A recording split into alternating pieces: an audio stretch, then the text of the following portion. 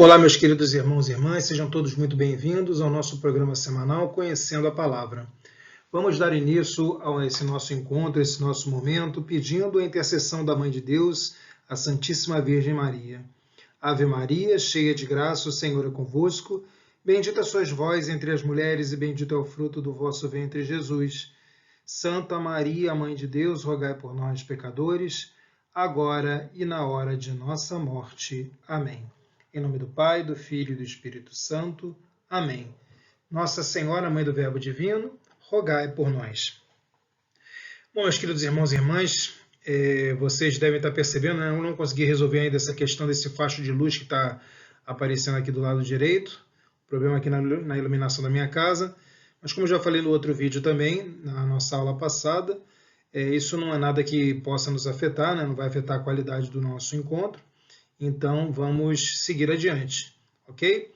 Depois que eu fiz a conferência do último vídeo, que falei do Templo de Jerusalém, é só fazer uma explicação, porque eu fui falando sobre a parte externa, né, o átrio externo do templo, e eu acabei me equivocando quando falei do Mar de Bronze, né? A primeira vez eu falei certo, na segunda eu falei errado. O Mar de Bronze não era para a purificação dos objetos sagrados, eles eram feitos nas pias purificatórias. O Mar de Bronze era utilizado para purificar as mãos e os pés dos sacerdotes que iriam entrar no prédio do templo propriamente dito, no lugar sagrado. Okay? Então era só esse pequeno conserto, mas acho que deu para entender bem o que eu expliquei. Então vamos hoje para o nosso encontro, para o nosso novo tema. E vocês vão ver que é um tema, uma exegese muito bonita. Esse é talvez um dos trechos do Evangelho, principalmente do Evangelho segundo São João, que as pessoas mais gostam de refletir, de falar, né? Os padres gostam muito de fazer a homilia com relação a esse tema, e é um tema que sempre parece ter uma coisa nova a se observar. Ok? Então, eu queria deixar claro, vocês vão ver aqui algumas explicações, e vocês dirão assim, poxa, mas de onde o senhor tirou isso, diácono?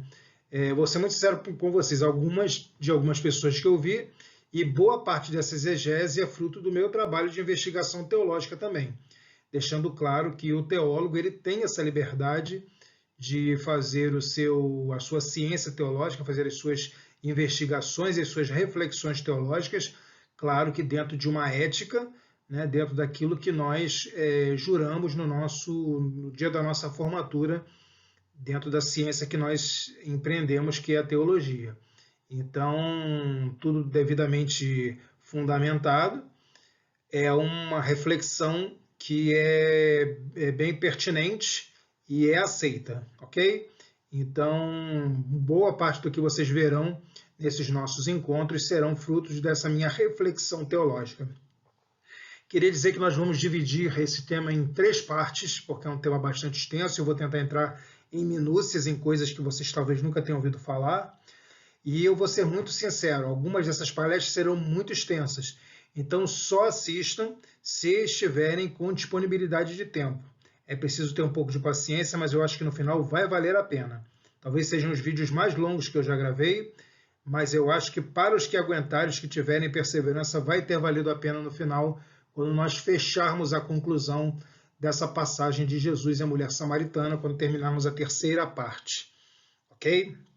Hoje nós vamos ver a primeira parte, e eu retirei do relato do Evangelho segundo São João, capítulo 4, versículo 10, essa frase: se conhecesses o dom de Deus e quem é que te diz, dá-me de beber, certamente lhe pedirias tu mesma, e ele te daria uma água viva.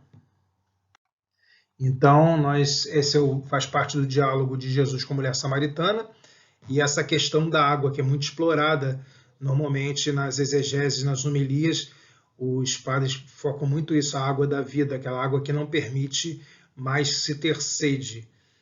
Ok? Mas nós vamos ver muito mais do que isso. Foi apenas um aperitivo para vocês, essa passagem. Bom, hoje nós vamos nos deter na questão dos samaritanos. Quem eram os samaritanos? Lembrando que Jesus tem muitas situações em que ele cita ou está com os samaritanos. Nós temos, por exemplo, o episódio da parábola do bom samaritano, né? Temos Jesus e a samaritana, né? Então é bem interessante nós perguntarmos por que dessa rivalidade entre os judeus e os samaritanos.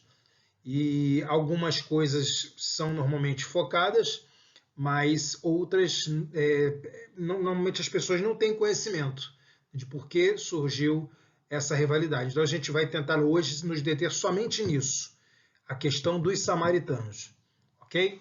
Para entendermos o porquê, a profundidade desse diálogo de Jesus com essa mulher da Samaria. Então começamos aqui no relato do Evangelho segundo São João, capítulo 4, versículos de 1 a 9. Os fariseus ouviram falar que Jesus estava fazendo e batizando mais discípulos do que João, embora não fosse Jesus quem batizasse, mas os seus discípulos. Quando o Senhor ficou sabendo disso, saiu da Judéia e voltou uma vez mais a Galiléia. Lembrando que Jerusalém ficava na Judéia, e Jesus ia diversas vezes a Jerusalém para todas as festas judaicas que tinham, mas ele morava na Galiléia. Okay? A família era de Nazaré, que era na Galiléia, e ele morou um tempo em Cafarnaum, também a cidade onde vivia Pedro, às margens do Mar da Galiléia. E quando falamos de Mar da Galiléia, seus diversos nomes: Mar da Galiléia, Lago de Tiberíades, ok? E esses então são os nomes desse mar, né? Que na verdade é um lago, mas é tão grande que é chamado de mar. Também Lago de Genezaré também, mesma coisa. Era-lhe necessário passar por Samaria, isso é interessante. Então vou repetir aqui. Quando o Senhor ficou sabendo disso, saiu da Judéia e voltou uma vez mais para a Galiléia. Judéia ao sul, Galiléia ao norte.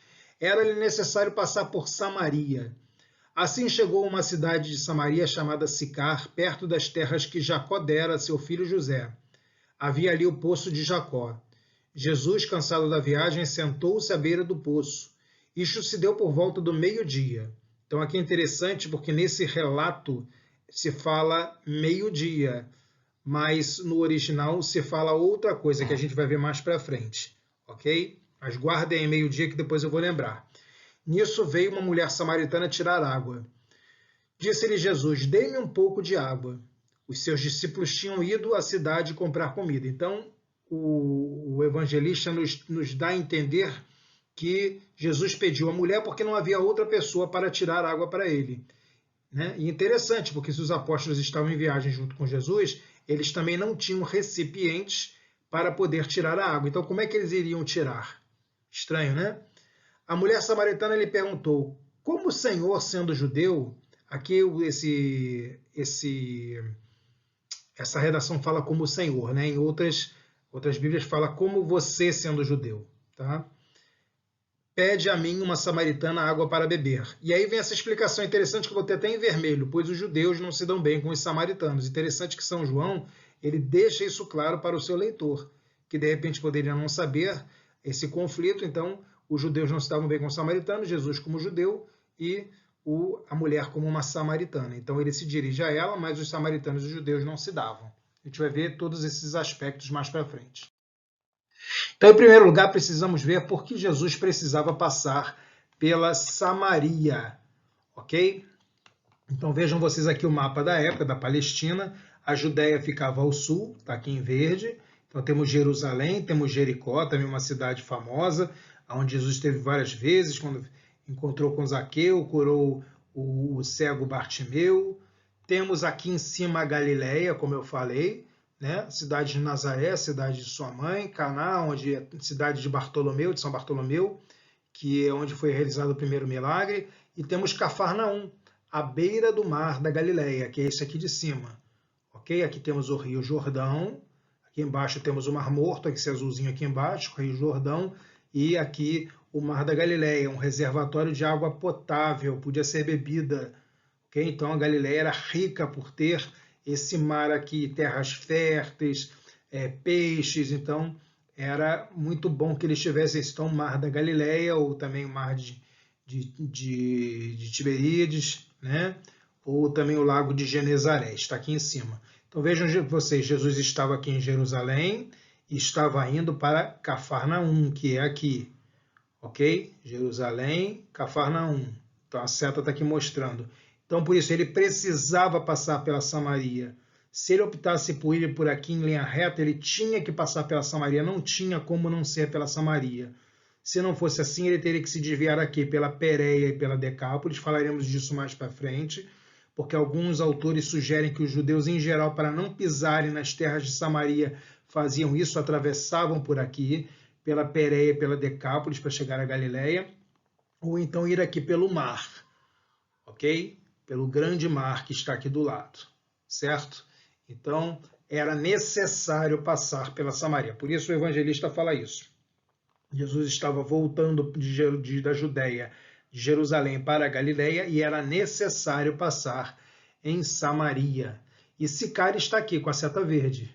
As setas vermelhas mostram de onde Jesus partiu para onde Jesus ia, e a seta verde, a cidade de Sicar, aonde Jesus passou. Perfeito. E aí vem a pergunta, mas por que judeus e samaritanos não se davam bem? Aqui é o nosso enfoque principal do nosso encontro de hoje. Existem 3 causas para essa inimizade entre os judeus e os samaritanos. E vamos ver essas 3 por etapas. A primeira causa é a questão da separação das tribos e a idolatria dos samaritanos. O livro de Josué, capítulo 24, versículos 1 a 33, diz que Siquém, havia a cidade de Siquém, onde houve uma última assembleia em que Josué liderou o povo, antes dele morrer. Então estamos no final do livro de Josué. E temos um destaque nos versículos 1a, 15 seguintes, 28 e 32. Ok? Vamos pegar aqui, hoje eu vou usar aquela minha Bíblia histórica que eu falei para vocês, aquela Bíblia antiga da Loyola, vejam vocês ela aqui, ó, maltratadinha, mas muito boa Bíblia. E nós vamos pegar aqui o livro de Josué, e eu vou ler para vocês Josué 24. Então vamos abrir aqui em Josué 24, que é o último capítulo. E Josué 24 diz no versículo 1a: Reuniu Josué todas as tribos de Israel em Siquém, convocando anciãos, chefes, juízes e magistrados que se apresentaram diante de Deus. Ok? Bastava só a primeira parte. Reuniu Josué todas as tribos de Israel em Siquém. Então, é aqui Josué 24, versículo 1a. Versículos 15 e seguinte, 15 e 16. O que diz? Dizem os versículos 15 e 16. Porém, se não vos agrada servir a Javé, escolhei hoje a quem quereis servir, aos deuses que vossos pais serviram além do rio, ou aos deuses dos amorreus em cuja terra habitais. Quanto a mim e minha casa, havemos de servir a Javé. Então foi uma assembleia de definição. Em Siquém foi definido a quem vocês querem servir. Vocês têm plena liberdade de escolher os deuses babilônios, os deuses cananeus, os deuses egípcios, mas eu, Josué e minha casa, que é da tribo de Efraim, nós seguiremos o Senhor Deus Eterno, aquele que se apresentou a Moisés na sarça ardente e aquele que nos deu a lei no Sinai. Ok? E o versículo 16 diz assim: o povo respondeu, longe de nós abandonar Javé para servir outros deuses. Então, Siquém foi um local de definição. E é interessante ver que o encontro da samaritana com Jesus também é uma definição para a vida dela. Então é interessante que Siquém tem essa noção de definição, de adesão, e a mulher samaritana adere ao reino de Deus. Vamos ver também o versículo 28 desse mesmo capítulo 24, que diz o seguinte: dito isto, Josué despediu o povo e cada um regressou à sua herança. Ok?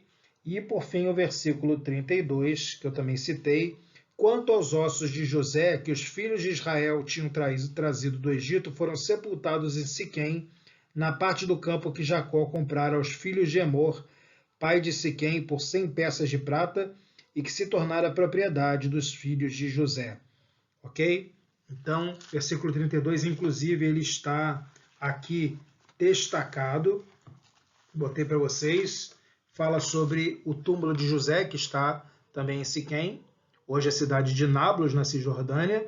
Os ossos de José, que os israelitas haviam trazido do Egito, foram enterrados em Siquém, no quinhão de terra que Jacó havia comprado dos filhos de Amor, pai de Siquém, por 100 peças de prata. Aquele terreno tornou-se herança dos descendentes de José. E é interessante que a mulher samaritana falara isso. Esse poço que o nosso pai José construiu, né? Então, é isso aqui. Então, o Poço de José.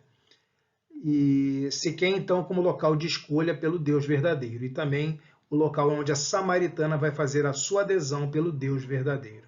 Então, Siquém é uma cidade que já é marcada com relação a isso. Ok? Depois temos o primeiro livro dos Reis, capítulo 12.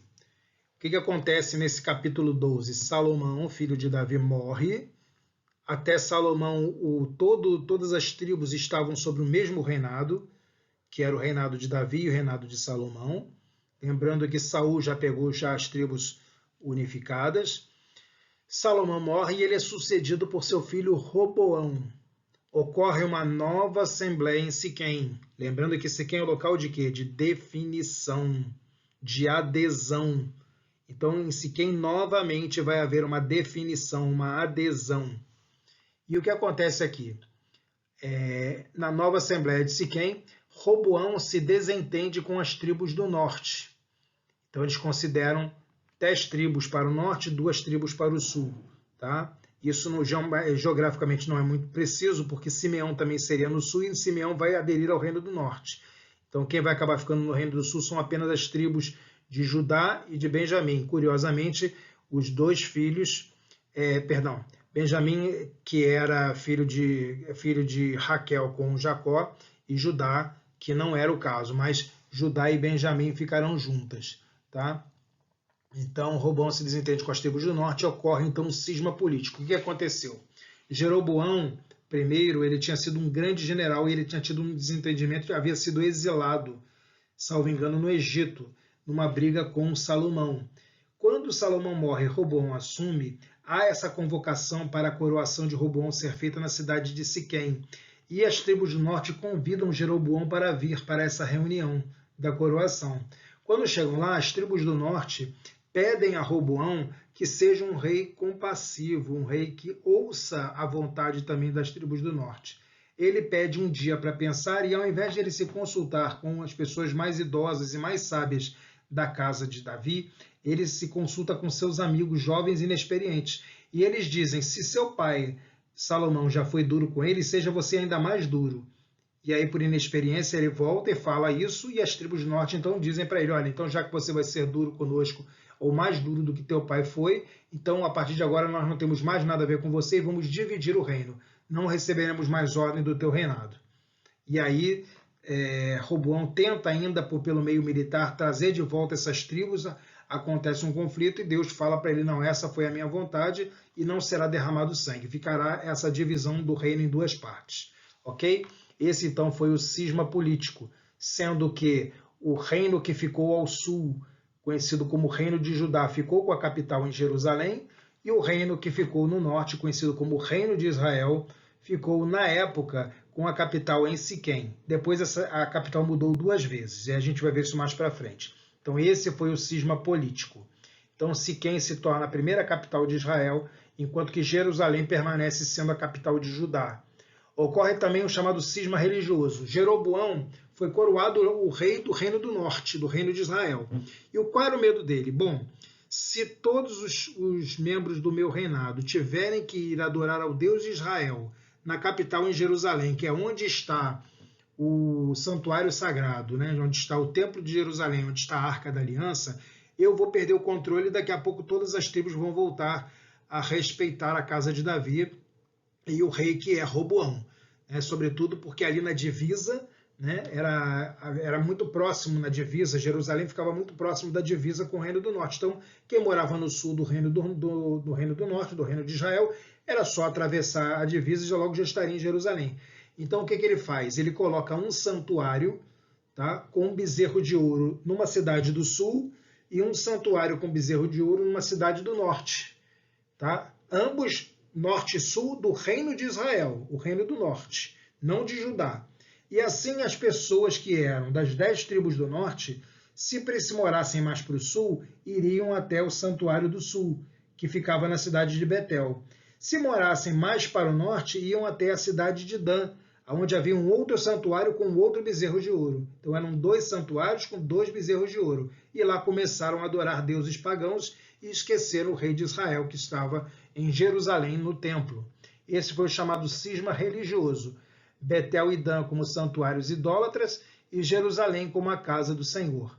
Siquém agora se torna um local de divisão, ok? Uma cidade onde é dividido, os reinos são divididos, norte e sul.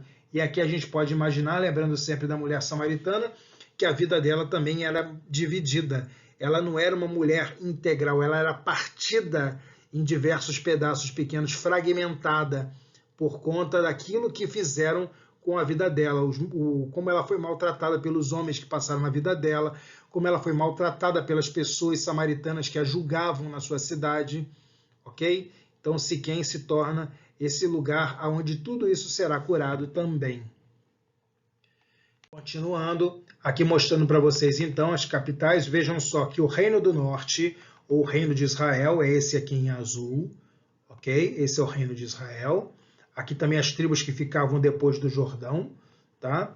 Então aqui temos o Reino do Norte, é um reino rico, porque tinha toda essa água, que é do Mar da Galileia e o Rio Jordão, e o Reino do Sul, que só tinha o Mar Morto, que aqui não dava para produzir nada. Então, e aqui embaixo ainda tem o deserto do Negev, ou seja, muito difícil a produção, talvez as pessoas mais simples, mais pobres, mas em compensação, aqui está o Senhor presente em Jerusalém.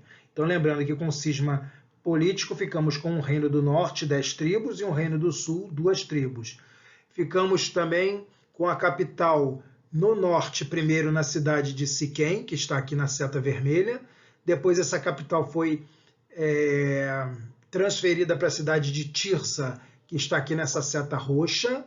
E, por fim, se tornou a cidade de Samaria, que está aqui na seta verde. Então, as 3 capitais que foram do Reino do Norte: Siquém, Tirsa e Samaria.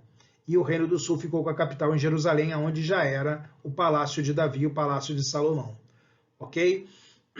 Então, aqui temos o cisma político. Aqui são os outros povos em volta: os fenícios, os arameus, os moabitas, os edomitas, os filisteus, certo? Aqui fica melhor de nós vermos também o cisma religioso. Então aqui o Reino do Norte é verde, vejam como ele era grande, né? E aqui o Reino do Sul, destaque o Mar Morto, olha como ele é grande aqui. Aqui temos o Mar da Galileia, bem menorzinho. E aqui nós temos então o Reino do Norte, também chamado de Reino de Israel, e por conta da cidade de Samaria, também ficou conhecido como Samaria. Então o Reino do Norte também ficou sendo conhecido também como Samaria. O Reino do Sul ficou sendo conhecido como Judá, ok? Capital Jerusalém, enquanto que aqui em Israel, capital em Samaria. E os santuários do Reino do Sul em Jerusalém, o Templo do Senhor, e no Reino do Norte, Dan, aqui no alto, no norte, e Betel, aqui no sul. Lembrando que Betel vem da junção de 2 palavras hebraicas, Beit El, ou seja, a casa de Deus, certo? Então, aqui em Betel ficava o Santuário do Sul, um dos santuários do Reino do Norte, mas na parte sul do Reino do Norte. Então, vejam como ele era próximo de Jerusalém. Pessoas que moravam por aqui, se não tivessem um outro santuário, certamente atravessariam a fronteira e viriam para cá. Então, Roboão botou estrategicamente, quase no limite, o santuário em Betel. Um bezerro de ouro aqui, outro bezerro de ouro aqui. E aqui no meio, né, vários altares, nos lugares que eles chamavam de lugares altos, né, montanhas que tinham a ver com os patriarcas, certo? Então aqui, por exemplo, perto de Siquém, aqui ó, mais ou menos, onde está escrito Seló, e aqui em Siquém, ficava o Monte Garizim, que até hoje é o local sagrado de culto para os remanescentes dos samaritanos, que ainda existem nessa região. Ok? Então já explicado para vocês a parte geográfica, entendemos o cisma político, o cisma religioso, vamos seguir em frente. Portanto, gente, estamos ainda na primeira causa do desentendimento da briga entre os judeus e os samaritanos. Portanto, os judeus continuaram adorando ao Deus eterno em seu santuário em Jerusalém e preservaram a dinastia de Davi. Roboão era filho de Salomão, que era filho de Davi. Então, ele era um herdeiro de Davi. Os samaritanos, por sua vez, eles adoravam deuses pagãos, né? Adoravam estátuas que eram colocadas, Baal, bezerros, Astarte, então várias divindades cananeias. E em altares estabelecidos em Dan e Betel e em montes patriarcais e não seguiam, como Monte Garizim, que eu falei, e eles não seguiam a linhagem real de Davi, como, por exemplo, Jeroboão, que foi o primeiro rei do Reino do Norte, Reino de Israel, ele não era herdeiro de Davi. E assim, quando chegava uma determinada hora, se assassinava o rei, acabava aquela dinastia, começava uma nova dinastia. Enquanto isso, ao mesmo tempo, no Reino do Sul, o Reino de Judá, todos os reis que vão até o cativeiro são herdeiros de Davi. Então, a dinastia de Davi é preservada no Reino do Sul e não é preservada no Reino do Norte. Então, a primeira causa da briga é essa. Os samaritanos não adoravam ao Deus verdadeiro, eram idólatras e não respeitaram a promessa de Deus da dinastia de Davi. Então, essa é a primeira causa da divergência entre judeus e samaritanos. A segunda causa, os estrangeiros que foram para Samaria depois da deportação de 722 e 721. Então, entre 722, começando em 722 e terminando em 721, os assírios atacaram o Reino do Norte e acabaram com o Reino do Norte, tomaram conta do Reino do Norte. Para o cativeiro, as pessoas que viviam no Reino do Norte, certo? Vocês podem perguntar, poxa, mais 2 anos para fazer isso? Sim, porque antigamente as guerras não eram assim, chegava, entrava todo mundo, invadia, matava e acabava, não. Eles cercavam a cidade, deixavam as pessoas ali passarem fome, morrendo de fome e de sede, e quando já estava quase todo mundo morto, eles invadiam e tomavam conta. Tá? Então começou num ano, terminou no outro, e foram várias levas, né? Era levado primeiro as pessoas mais ricas, mais nobres, as pessoas mais inteligentes, e depois levavam aquelas mais simples. Tá? Então, os estrangeiros que foram para Samaria, significa o seguinte, quando os assírios levaram os samaritanos para os seus territórios, mandaram outras pessoas de outros territórios para dentro do território que era do Reino do Norte, do Reino de Israel. Então, as pessoas que passaram a morar no terreno do Reino do Norte, na terra dos samaritanos, não eram mais judeus de nascença. Eram pessoas que não tinham qualquer vínculo com os outros judeus que viviam no Reino do Sul, certo? Então, perderam a identidade judaica delas. Então, temos aqui, segundo o livro dos Reis, capítulo 17, versículos de 1 a 41, que fala sobre essa saída do Reino do Norte, do pessoal do Reino do Norte. Eu vou ler só apenas um pedaço para vocês, para a gente não ficar também sem ter acesso à informação. Então, vamos pegar aqui o segundo livro dos Reis. Segundo livro dos Reis.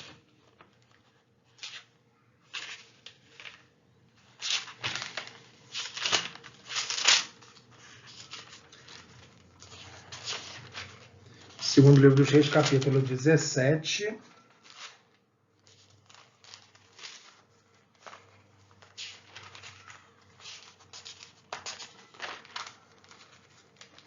Versículos 1 a 41.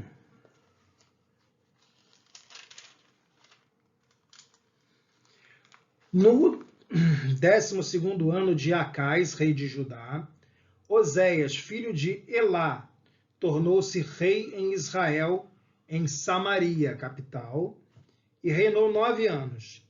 Procedeu mal aos olhos de Javé, mas não como os reis de Israel que o haviam precedido. Salmanasar, V, rei da Síria, subiu contra ele, e Oséias submeteu-se, pagando-lhe tributo. Mas o rei da Síria descobriu uma conspiração de Oséias, o qual mandara mensageiros a Sais, ao rei do Egito, e não pagava mais o tributo ao rei da Síria cada ano como dantes. O rei da Síria mandou prendê-lo e o encarcerou. Então, ele pagava tributo, parou de pagar, se conspirou, tentou fazer uma aliança com o Egito, e o rei da Síria descobriu e acabou com a graça. E tendo invadido todo o país, o rei da Síria avançou contra Samaria, que sitiou por 3 anos, foram 3 anos de sítio. Então começou antes de 722. No 9º ano de Oséias, o rei da Síria tomou Samaria e deportou os israelitas para a Síria, fazendo-os habitar em Halá, à margem do Habor, rio de Gozã, e nas cidades da Média. Isto aconteceu porque os filhos de Israel pecaram contra Javé, seu Deus, que os tinha tirado da terra do Egito, libertando-os do faraó, rei do Egito. E porque adoraram outros deuses, seguiram os costumes dos povos que Javé expulsara diante dos filhos de Israel, e os costumes dos reis de Israel. Os filhos de Israel proferiram palavras inconvenientes contra Javé, seu Deus. Construíram terrenos de culto em todas as suas cidades, cultos idólatras, das torres de vigia e cidades fortificadas. Levantaram estelas e estátuas de Astarte, era uma deusa dos céus, em todas as colinas e sob todas as árvores verdejantes. E lá queimaram perfumes em todos os terreiros de culto, como os povos que Javé havia expulsado diante deles, cometendo crimes e irritando a Javé. Serviam os ídolos quando Javé lhes dissera: vós não fareis tal coisa. Então vamos ver se a gente pula aqui. Mais uma coisa interessante. Versículo 24. Mandou o rei da Síria vir gente de Babilônia, de Cuta, de Ivá, de Ramate, de Sefarvaim, fazendo-os habitar nas cidades da Samaria, em substituição aos israelitas. Então quem estava chegando não era israelita. Eles ocuparam a Samaria e habitaram nas suas cidades. E é interessante que essa Bíblia que eu estou usando, que é da Loyola, o título desse pedaço, que vai do versículo 24 até o versículo 41, diz assim: a origem dos samaritanos. Tá? Então essa é a origem propriamente desse novo povo samaritano, não dos samaritanos do reino de Israel, mas desse novo povo samaritano que não tem nada de israelita. Certo? Portanto, então, fechando a segunda causa, os judeus continuaram livres ainda um século depois dos samaritanos irem para os domínios assírios.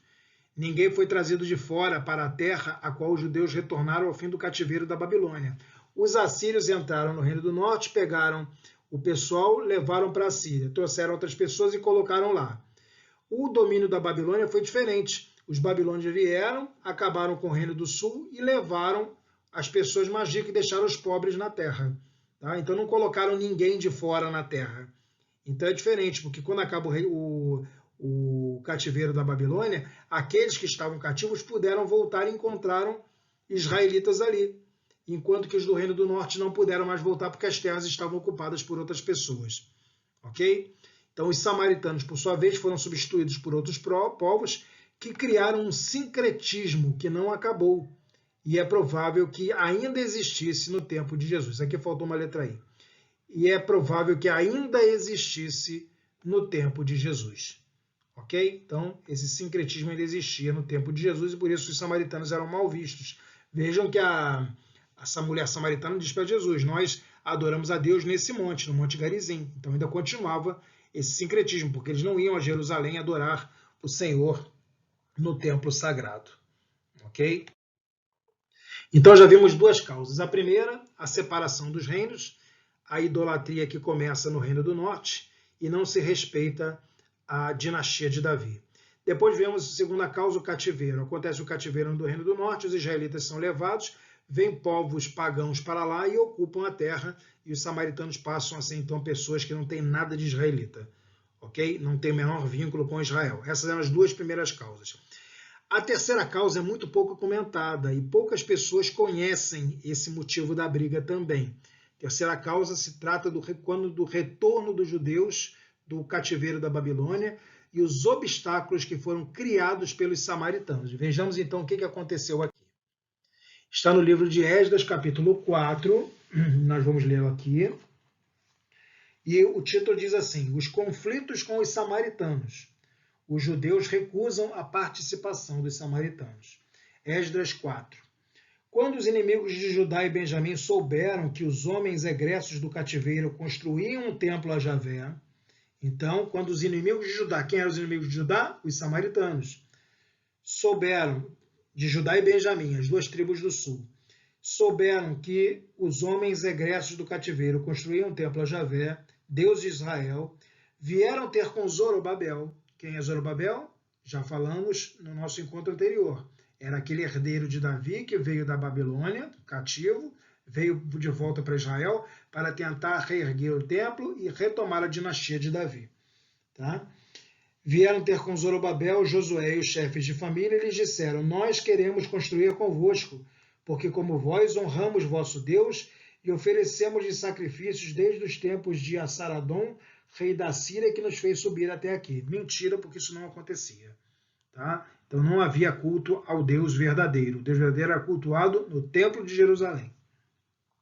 Zorobabel, Josué e os outros chefes das famílias de Israel responderam-lhes: não convém que nós e vós construamos juntamente um templo para o nosso Deus. Somente nós o construiremos, sozinhos, a Javé, o Deus de Israel, segundo nos ordenou Ciro, rei da Pérsia. Então ele não aceitou. Então o povo do país pôs-se a desencorajar o povo de Judá, inspirando-lhes temor de construir. Ou seja, os samaritanos conspiraram e começaram a colocar pânico nas pessoas que estavam voltando do cativeiro e teriam que morar em barracas no meio do deserto para reconstruir a cidade e o templo. Ok? Subornaram contra eles conselheiros para lhes arruinar os projetos, e assim foi durante toda a vida de Ciro, rei da Pérsia, até o reinado de Dario, rei da Pérsia. Depois continua no versículo 6 até o final do capítulo 4, com o seguinte título: os samaritanos denunciam as construções. Aí eu vou pegar essa nossa segunda citação aqui, que está no livro de Neemias, que é o livro seguinte, Neemias capítulo 4, versículo 1 e 2, 1 e seguinte. E o que diz Neemias no capítulo 4, versículos 1 e seguinte? Quando Sanbalat, Tobias, os árabes, os amonitas e os azoteus souberam que a restauração dos muros de Jerusalém continuava e as brechas das muralhas, os buracos na muralha, começavam a desaparecer, ficaram muito irritados. Coligaram-se todos para vir atacar Jerusalém e provocar confusões. Ok? Então eles se conspiraram, se uniram para atacar os judeus que tentavam reconstruir e foram fazer uma conspiração com Dario, rei da Pérsia, contra os judeus, dizendo que eles estavam, na verdade, tentando se fortalecer para não obedecer mais às ordens do rei. E por conta disso, as obras ficaram paralisadas durante 16 anos. Então, mais uma vez, os samaritanos criando obstáculo para os judeus. Portanto, os judeus que voltavam da Babilônia, sob a orientação de Neemias, aquele que era servo do rei, que estava orientando o retorno e intermediando com o rei a possibilidade da reconstrução. A condução religiosa de Esdras, o sacerdote que levou o povo, que fez a leitura da lei, que instruiu o povo dentro da lei, dentro daquilo que era preciso para reconstruir moralmente a nação, e também mediante a herança davídica de Zorobabel, aquele que era o herdeiro de Davi, poderia ser o rei. Esses judeus encontraram administradores provinciais, conhecidos como sátrapas, que se concentravam em Samaria, e tudo fizeram para impedir que o templo, a muralha que protegia a cidade e a cidade de Jerusalém fossem restaurados. Durante 16 anos as obras ficaram paradas, de 536 a 520 a.C. Ok? Então, Jerusalém estava destruída como cidade, a muralha que dava proteção contra bandidos árabes que invadiam para saquear estava destruída e o templo também estava destruído. Então era preciso reconstruir os três. Ok? A província, vou mostrar para vocês aqui mais para frente, vamos ver se já é o próximo. Isso. Aqui é o domínio dos persas, ok? Pegando o reino da Média e tudo. E cada um desses espaços aqui são sátrapas, satrápias, Que satrápias eram províncias administrativas da Pérsia. E aqui bem pequenininho, onde está essa seta vermelha, vocês veem que a província onde ficava Jerusalém se chamava Samaria. Então os habitantes da terra, os samaritanos, que administravam esse local onde estava a cidade de Jerusalém, conspiraram contra os judeus que voltavam para edificar a cidade e foram até o rei fazer uma reclamação, uma denúncia falsa para que não pudesse construir a cidade. Então, meus queridos, as três causas. Recapitulando, a primeira causa da inimizade entre judeus e samaritanos, ao final da dinastia davídica e a idolatria, porque não se cultuava a Deus no templo de Jerusalém. Segundo lugar, com a deportação de 722 e 721 para a Síria, os israelitas, os samaritanos que moravam ali, os membros do reino do norte, muito bem chamados de israelitas, porque o reino chamava-se de Israel, eles vão embora e quem vem para o local são povos pagãos que não tem mais nenhum vínculo com os judeus, não tem nada de sangue judeu ali, sangue semita. E a terceira causa, na volta do cativeiro da Babilônia, eles são atrapalhados pelas pessoas que viviam nessa província de Samaria, então eram os novos samaritanos, e esses novíssimos samaritanos também impediam, fizeram de tudo para atrapalhar a reconstrução da cidade de Jerusalém, do seu templo e da sua muralha. Então havia essa inimizade histórica por essas 3 razões. E por fim, a seguinte pergunta. Sicar, onde ficava o poço, e Siquém, que eu falei que é o local da decisão de Josué, o local da reunião de Roboão e da divisão das tribos, essas 2 cidades são a mesma cidade? Aí existem 2 opiniões. A primeira opinião é que se trata da mesma cidade, ok? Siquém, inclusive, se chamaria-se Shechem, e Sicar seria a mesma cidade que Siquém. Se vocês procurarem a localização no mapa, eles estão praticamente no mesmo local, ok? Dentro da Samaria. E uma segunda opinião diz que não, que seriam cidades diferentes e que haveria uma distância de 1 quilômetro entre ambas. Ora, se você considerar esse 1 quilômetro do centro de uma cidade até o centro da outra cidade, e havendo casas na periferia, praticamente era então a mesma cidade. Então não há uma importância prática de se distinguir Siquém de Sicar. É a mesma região. Tá? E muito provavelmente, acredito eu, sou partidário da primeira corrente, era a mesma cidade. Tá? Sicar e Siquém. Ok? Hoje a cidade de Sicar se chama Nablus. Ela fica numa região da Palestina chamada Cisjordânia, um local de muito conflito por conta dos assentamentos judaicos na região, né? Os judeus que foram invadindo a terra dos palestinos, então se torna aqui um local de muita confusão, e o Poço de Jacó ele fica dentro de uma igreja grega ortodoxa. Então vejam vocês aqui, esse é o verdadeiro poço, né? Aqui é um local onde se apoia o balde, o poço está aqui atrás, esse balde vai estar lá embaixo, você pode visitar esse poço. Okay? É uma igreja que a igreja grega ortodoxa adquiriu esse terreno e construiu o seu monastério em cima dessa câmara onde fica o Poço de Jacó, o Poço da Samaritana. Pois bem, meus irmãos, já vamos aqui avançando com mais de 40 minutos, mas aquilo que eu disse a vocês, acho que valeu a pena nós perdemos esse tempo, mas tratarmos de pontos que ninguém trata e podemos fazer uma primeira abordagem para entendermos esse conflito. O porquê dessa preocupação? Por que o evangelista fala que judeus e samaritanos não se falavam? Por que a mulher samaritana fala para Jesus, tu és um judeu, eu sou uma samaritana, então a gente não pode se falar? Por que o evangelista São João fala que quando os apóstolos chegam, eles olham a cena, mas não falam nada, mas provavelmente julgaram dentro de si? Né? O que o mestre está falando com uma mulher samaritana? Certo? Então, para nós entendermos essa rivalidade e podermos avançar na nossa exegese desse trecho maravilhoso do Evangelho riquíssimo, que é Jesus e a mulher samaritana. Ok? Como falei antes, valeu para hoje e valerá para os nossos outros 2 encontros. Que vocês encontrem tempo para ouvir com calma esses nossos 3 encontros, essas 3 partes desse Evangelho de Jesus e a Samaritana. E se não tiverem tempo, não façam agora, ok? Deixem para um momento que vocês possam fazer, mas é preciso ter paciência e é preciso escutar com o coração aberto, porque é um Evangelho riquíssimo e que é atualíssimo, diz respeito a cada um de nós. Quem de nós não seria como essa mulher samaritana, querendo beber da água da vida? Então, até o nosso próximo encontro, quando vamos ver a segunda parte do Evangelho de Jesus e a Samaritana. O Senhor esteja convosco, Ele está no meio de nós. Por intercessão de Santa Maria Madalena, abençoe-vos o Deus Todo-Poderoso, Ele que é Pai, Filho e Espírito Santo. Amém. Uma ótima semana para todos, Shavuot Tov.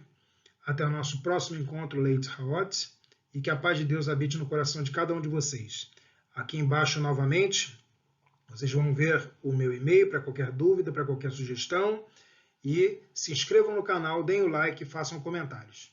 Sem se preocupar se o comentário é positivo ou negativo, gostaram ou não gostaram, é importante porque assim a gente vai crescendo junto. Ok? Até a próxima e que Deus os abençoe.